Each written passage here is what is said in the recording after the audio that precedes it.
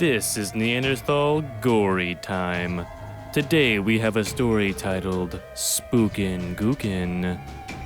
Who's ready for a little scary story? Well, have I got a great yarn to spin for you if you're willing. That is, assuming you're not a pussy. Okay, let's get started. My story begins in the small town of Westershirton, a town known for their exports of beaver pelts and non-alcoholic whiskey. A small group of stupid young people was driving in their car towards Westershirton in the thick of a dark and spooky rainstorm. In the group there was Bondo, a former Olympic volleyball player who was quite handsome and was considering the porn business. Next there was George, a fat fuck who was covered in green, oozing pimples and bleeding pores. So spooky. Finally, there was the voluptuous Shinda, a whore. The three youngsters were driving recklessly down the highway as the wind whipped them to and fro across the road. Bondo was driving. Man, Bondo, this storm sure is spooking me out, said George as Bondo just ran over a child. Yeah, I'm really scared, said Shinda. I hope no one grabs my left shoulder and says boo. Bondo and George looked to her clueless.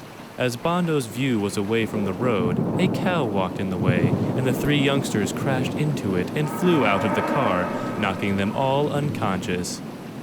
4 years later, they all woke up in synchronous and looked around the strange room they were in now.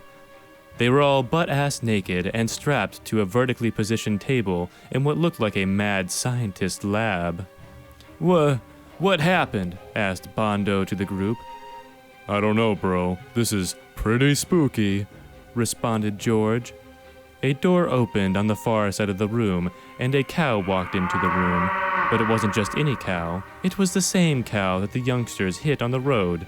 How spooky is that? Hey, it's that fucking cow we hit 4 years ago that knocked us unconscious, yelled Shinda. The two men looked to her with quizzical stares. How did you know all that? Asked Bondo. Because I am a god, replied Shinda with a blank expression. Enough chatter. Look to me, your captor, said the voice. The three youngsters looked around the room like retards for a few seconds until, me, the cow. They looked to the cow to see it transform into an old man with long, spiky white hair. Mwahaha! Nice to see you all conscious. I am Scientist Volboth, and I fucking own you all.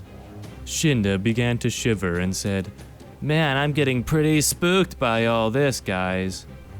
Scientist Volboth raised an eyebrow and then leapt about 20 feet to stand in front of the three sad fucks.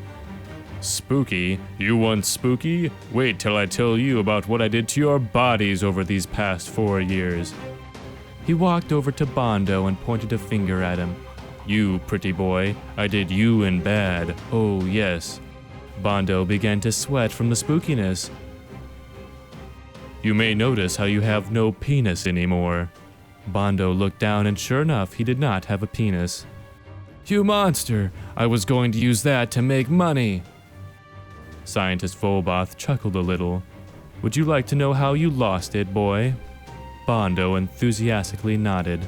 First, I wanted to castrate you internally, so I shoved a catheter/funnel into your urethral opening. Then I poured a caloric acid of low molarity down the funnel so that it would slowly eat away at your nads for a long time. It took me 2 years to dissolve it all away.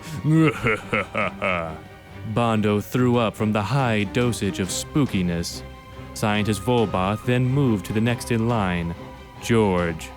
And you fat bitch. I did you in even worse. I noticed that you were covered in horrific boils in some kind of Ebola virus. So I took a needle and pricked every one of your oozing boils and drained the juices into a pan. Once I got all the juice that I could, I force-fed it to you while you were unconscious. But I didn't do it through your mouth. Oh no! I did it by drilling a hole straight through to your belly button, into your stomach, and filling the fluids into it. Then I cut your Achilles tendons just for fun and drank the blood that fell out. Scientist Volboth smiled, revealing coagulated blood covering his teeth and gums. He then turned to Shinda. I saved the best for last. Shinda began to squirm from the uncomfortable amount of spookiness. I used you whenever my sexual urges took the best of me. I fucked you like the ragdoll that you were. Shinda shrugged. That's no big deal for me. I was and am a prostitute, you know. The smile that Scientist Volboth had grew even larger. While that may be true, you haven't seen my dick. Scientist Volboth removed his trousers to reveal a horrific sight.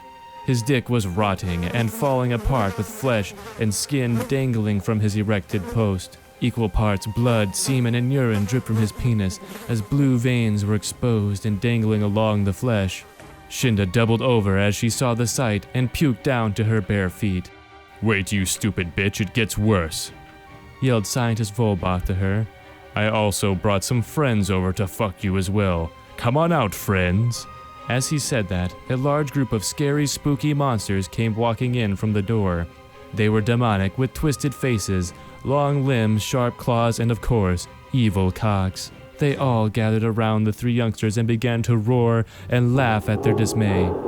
Scientist Volboth then looked to the monsters and raised an electric drill out from behind him and yelled, Now let's end their miserable lives and fuck the corpses. All the monsters yelled and rejoiced as they began to close in on the youngsters. Bondo looked over to his friends and yelled, Holy shit, this is actually fucking terrifying. Scientist Volboth approached George and shoved the drill into his fat stomach, allowing blood and fat to be spun and whipped from his body all over the room. The demons fought over the meat scraps that landed on the floor as George's screams filled the room. He wiggled and writhed until he had no more energy to do so. His blood and intestines were now spilled over the floor, and Scientist Volboth raised his guts into the air and allowed the blood to drizzle down his face and his mouth. It tastes so sweet. Just then, a gang of farting, sentient tacos ran into the room and murdered all the demons with broadswords and captured Scientist Volboth. Ah, shit, my worst nemesis, he yelled with much rage. A larger leader taco walked up to Volboth and said, We tacos are disgusted with your work, cowman. So now we will take you back to our realm to be judged by our judicial system. Now, my warriors, take him away.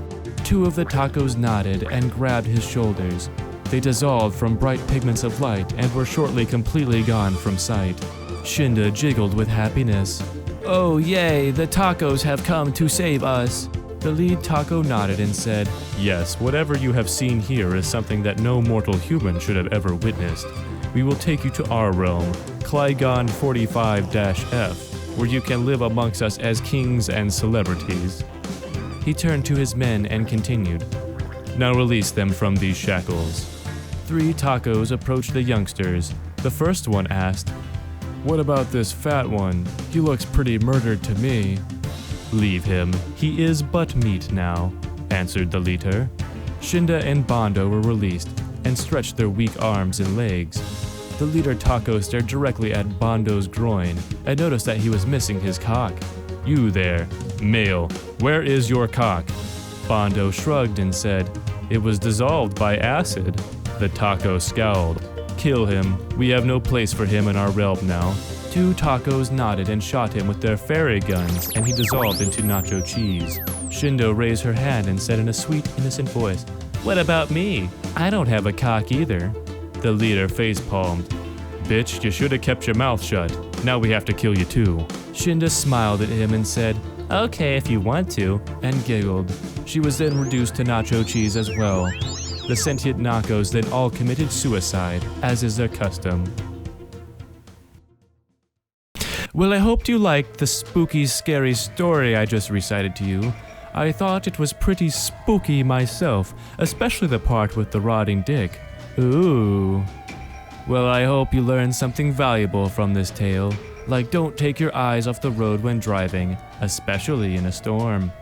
That is the moral of the story. Don't take your eyes off the road while driving, especially in a storm. Good night. The end.